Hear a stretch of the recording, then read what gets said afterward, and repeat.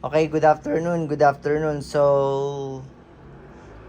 meron ulit tayong unit for shipping. Pero ang ship na nito at saka ang transaction na namin ni Bossing is bukas na kasi hindi na rin ito mai-ship. Cut off na ang JNT. So, shoutout tayo kay Bossing Fernando Pepito ng Lipa, Batangas. Okay? So, Bossing, ang kinuha sa atin ni Bossing is ang Costa Ludus, mayroon pang silicone oil. Costa Ludus na Army Armament R501. So, ito ay staccato. Replica ng Costa Carry. Staccato. So, meron siyang manual. Tapos, ito yung unit mo, Bossing. Tingnan natin kung medyo maganda pa sa camera. Hapon na kasi. Kasi binidyo ko na ngayon, nagagahol ako sa oras sa mga inquiries sa mga nagme-message. Kaya ngayon ko na siya ibibidyo. So ito yung grip niya, para siyang kahoy. Meron siyang under railings for accessory attachment, for flashlight, a laser. Ayan, tapos naka-comp na rin siya, naka-compensator na rin siya. So ang maganda sa Costa Ludus, meron siyang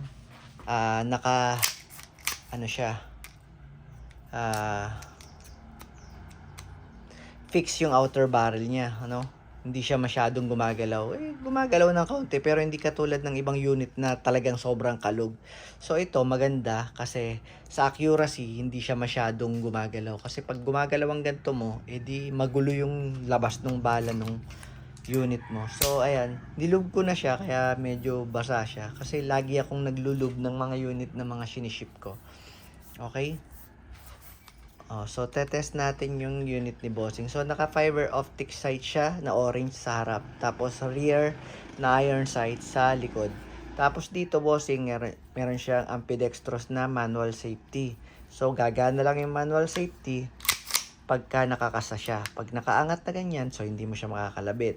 Baba mo lang, makakalabit mo. Pero, kailangan mong diinan tong beaver safety or beaver tail safety or hand grip safety. So, kailangan mo siyang pisilin kailangan ganyan yung grip mo, firm, tapos saka mo siya makakalabit. So, test natin yung unit ni Bossing para makita niya na walang leak at saka working yung unit. So, meron pa ako na itong dalawang black pa at saka dalawang brown pa. Okay? So, hila lang, Bossing. Huwag mong bibitawan. Tandaan lagi, mababasag to. Pag nabasag, 200 pesos 250 pesos sa Lazada. Okay, hila lang. So, makikita mo meron siyang awang dito. Ito, dito pa lang may awang na siya. Malaki na yung butas niya. Yan. So, ako kasi, dun ako sa dulo lagi naglalagay. Dito, nasanay ako para nahuhulog na ganun yung bala. Ba't ang dami ko bang nailagay, hanep? 12 tuloy. Tapos dahan-dahan mo lang siya ibabalik pagka konti ka lang maglagay. So, dito yung inlet niya, meron siyang takip. So, maganda. Slide mo lang. Yan. Ayun. So, yung inlet niya, paglalagay ng gas, ito yung inlet. Dapat ganito ang hawak ng magazine. Firm, sa baba dapat ang magazine, sa taas yung gas. Hindi pwede baliktad, hindi siya papasok. Pag nakapa mo na yung inlet, nakapasok na dun sa nozzle ng gas. So, ibababa mo lang tong gas, okay?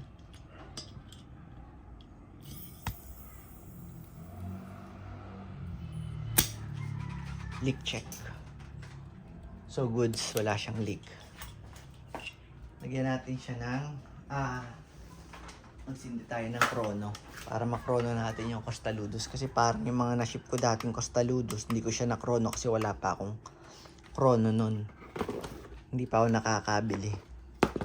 Ngayon pa lang ako nakabili na nitong parang 2 weeks pa lang tong chrono ko or 1 month. So eto, Bossing, test natin yung unit mo. So malakas ang insert ng magazine. So, full metal nga pala yung unit Ito lang ang hindi metal sa kanya. Itong grip na to. Okay? So, meron na rin siyang magwell. Malakas ang insert ng magazine. Huwag nyong i-baby, okay lang yan. Di yan masisira. Maniwala kayo sa akin. Kasa, bitaw. So, firing ng Costa Ludus Army Armament R51. 350. Goods. Di nabasa. 346. Di na naman nabasa. 341. So, ang ganda ng ano niya, maganda yung FPS niya. Malakas siya sa ganitong kahabang ganito kahaba na pistol, okay? So, ubusin natin yung bibis mo, bossing.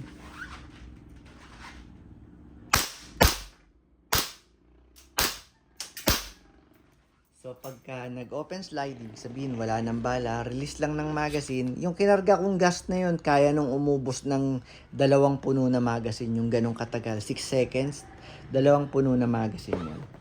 So, baba lang natin to, or kung maingat kayo, hila, tapos baba, para hindi mapudpud yung mapudpud yung slide natin, okay? Tapos rest natin yung hammer by pressing the trigger para pag pinasok natin yung magazine, hindi natin siya aksidenteng makalabit. Tapos meron pa palang bibis sa chamber, baka po tayo makatama. Yun lang, maraming salamat.